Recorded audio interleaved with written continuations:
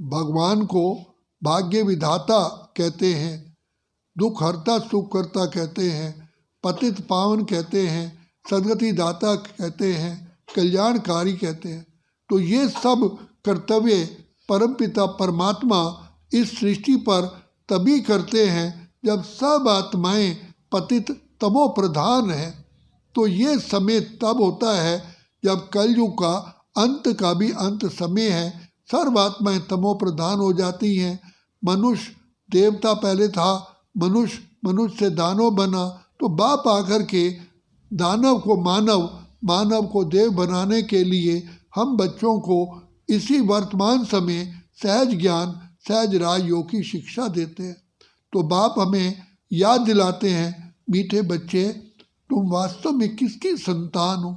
तुम ईश्वर की संतान हो। जैसे शेर का बच्चा शेर होता है, तुम ईश्वर की संतान, परमात्मा के अति अति लाडले सिकिलदे बच्चे हो। जैसे बाप को अपनी रचना प्यारी लगती है तो बाप शिव बाबा कहते हैं, परमात्मा कहते हैं, बच्चे तुम भी मुझे कितने प्यारे लगते हो, ये तो मैं जानूं। इसीलिए मैं ब्रह्मलोक परम धाम सिंहासन छोड़ करके मैं तुम बच्चों की खातिर इस सृष्टि पर आता हूँ और तुम्हारा सेवाधारी बनता हूँ। तो सबसे पहले मैं तुम आत्माओं का दीप जगाता हूँ, क्योंकि आत्माएं अंधकार में हैं, अपने आप को भूल चुकी हैं, अपने बाप को भूल चुकी है, अपने घर को भूल चुकी है, अपने श्रेष्ठता को भूल चुकी है, अपनी दिव्यता को भूल चुकी हैं, और उसके साथ साथ पतित तमो प्रधान काम क्रोध लोभ व अहंकार के वशीभूत हो चुकी हैं। तो ऐसी आत्माओं को मैं आकर के आत्मिक स्मृति दिलाता हूँ कि हे आत्माओं, तुम शरीर नहीं हो, तुम आत्मा हो। तुमने शरीर ग्रहण किया है पाठ बजाने के लिए। तुम आत्माओं का असली घर तो शांति धाम है, मुक्ति धाम है, परम धाम है। तो जहाँ से तुम आत्माएं आई हो इस सृष्टि पर खेल खेलने के लिए। कहते भी हो ये दुनिया मुसाफिर खाना है, एक दिन सबको जाना है। तो कहाँ जाना है? कोई तो आप आत्माओं का घर है ना। तो बाबा याद दिलाते हैं, इस 5 तत्व की दुनिया से पार 6ठा तत्व है ज्योति का तत्व, जिसे ब्रह्मलोक, शांति धाम, मुक्ति धाम, परम धाम कहते हैं। वहाँ से बच्चे तुम आए हो खेल खेलने के लिए।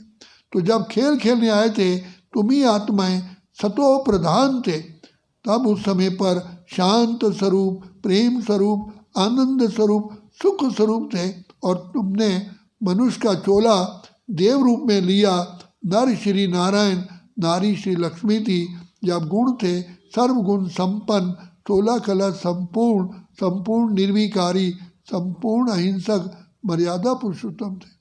तुम ही आत्माएं सूर्यवंशी, चंद्रवंशी, वैश्यवंशी और शूद्रवंशी बने हो। अब मैं तुमको शूद्रवंशी से ब्राह्मण वंशी बना करके राजयोग और ज्ञान की शिक्षा दे करके फिर से तुम्हें नर से श्री नारायण, नारी से लक्ष्मी बनाने आया हूँ।